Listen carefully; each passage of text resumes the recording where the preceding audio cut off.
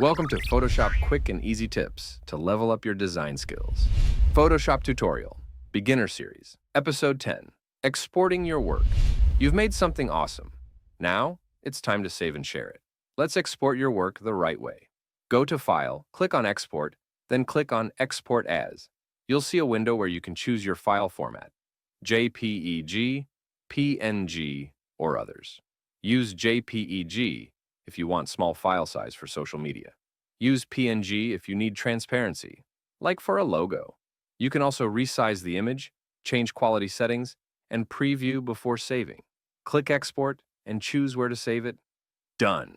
Pro tip, if you're working on a layered project and want to keep it editable, always save a copy as a .psd file too. And that's it. Your first 10 Photoshop skills mastered. Keep practicing, and don't forget to like and subscribe for more creative tutorials.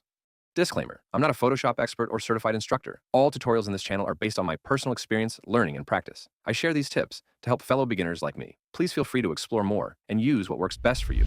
If you found this helpful, like and subscribe for more quick Photoshop tips.